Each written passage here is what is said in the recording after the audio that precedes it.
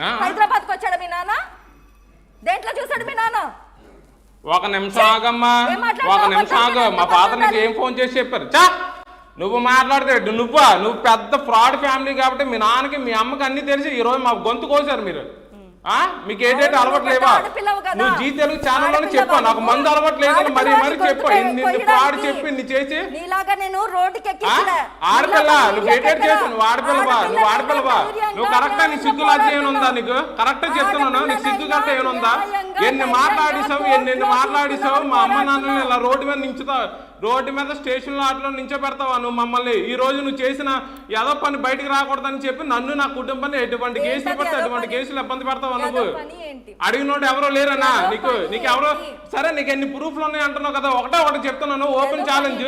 మా ఫాదర్ గారు మా మదర్ గారు నీకు ఫోన్ చేసి 1000 రూపాయలు కానీ అడిగారని చూపించు. నిజంగా నువ్వు చెప్పిందని నేను నమ్ముతాను. నేను నిన్ను 1000 రూపాయలు అడిగానని ఏ రోజైనా ప్రూవ్ చేయి. నీ నోరుంది కదా అని గట్టి మాట్లాడేస్తానంటే అవ్వదు. నువ్వు నోరుంది కదా అని గట్టి మాట్లాడుతానంటే అవ్వదు.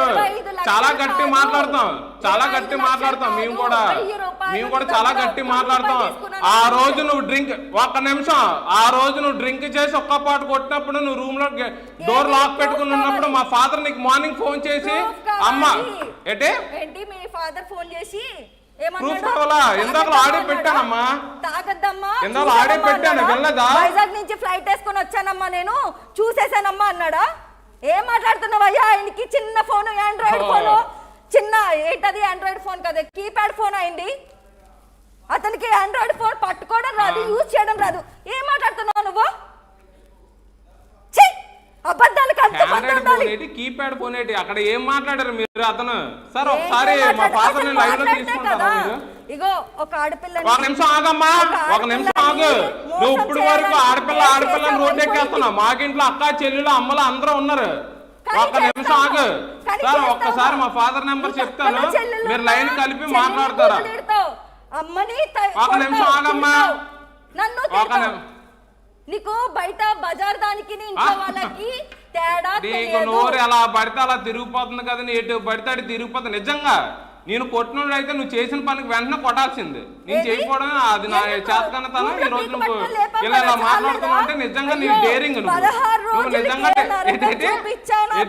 ఇంకా సరిపోలేదా? అది చేసేవాడిని ఇది చేసేవాడిని అంటున్నావు. నిజంగా ఈవిడ సీరియల్ చేయాల్సిన యాక్టింగ్ అంతా నా ముందు చేసేస్తుంది సార్. ఏమైనా సీరియల్ కానీ మూవీ అమ్మాయికి మాత్రం స్క్రిప్ట్ అంతా చాలా గట్టి కొడుతుంది. చంపేస్తా అన్నాడు. మా ఫాదర్ ని మార్కెట్ కి వర్క్ ప్లేస్ కి ఎలా వెళ్తాడో అన్నారు. 2 గుద్దులకి నన్ను లేపేస్తా అన్నాడు. ఒక్కసారి శ్యామ్ వాళ్ళ ఫాదర్ తో మాట్లాడే ప్రయత్నం చేద్దాం. అంతకన్నా ముందు ఒక్కసారి శ్యామ్ వాళ్ళ ఫాదర్ కి మాట్లాడే ప్రయత్నం చేద్దాం. 9542 లేదు నా దగ్గర ఉంది నెంబర్, నేను మాట్లాడుతున్నాను శ్యామ్. దయచేసి ఆన్ ఎయిర్ లో నెంబర్ చెప్పండి సార్. కాల్ చేయండి సార్, అసలు ఏం మాట్లాడో చెప్పండి సార్. ఎస్ శ్యామ్ వాళ్ళ నాన్నగారికి ఫోన్ చేస్తున్నాం.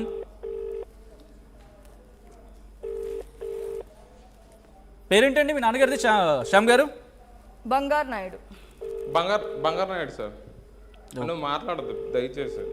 బంగారు నాయుడు కాల్ చేసి ఎందుకంటే కాన్వర్సేషన్ ఇప్పుడు ఆయన సెంటర్గా ఉంది కాబట్టి, ఇంతకీ ఆయన రోజు వెళ్ళారా? వెళ్తే సీదా ఏం చూసారు? ఆయన ఫోన్ చేసి చెప్పారు సార్. ఏమంటారు సార్? అతను ముందు రోజు నైట్ ఫోన్ చేసి ఆయన కాల్ పిక్ చేయట్లేదు. మళ్ళీ ఫోన్ చేసి మార్నింగ్ ఫోన్ చేసి కాదు ఇక్కడ ఇంతకీ ఆ రోజు మీ నాన్నగారు వెళ్ళినప్పుడు మీ నాన్నగారు చూసారా? లేకపోతే ఎందుకంటే గుర్తుపెట్టుకోవాలి, మీరు ఒక ఆడపిల్ల మీద దట్టు ఫోన్ చేయడం జరిగింది సార్. ఫోన్ చేసి చెప్పండి. ఫోన్ చేసి అమ్మ ఇద్దరు మ్యారేజ్ అయ్యింది, మీ ఇద్దరు ఒక దగ్గర ఉండంటే ఆడు జాబ్ అది అంటుండు కదా, అవేవో చూసుకొని ఆడ హైదరాబాద్ షిఫ్ట్ అయిపోతాడు, మీరు అన్ని చూసుకోమని చెప్పితే ఈ అమ్మాయి దానికి మాకేమైనా వచ్చిందంటే నువ్వు వైజాగ్లో ఉండాలని చెప్పాం కదా, నువ్వు ఎందుకు హైదరాబాద్ వస్తాను అంటున్నావు?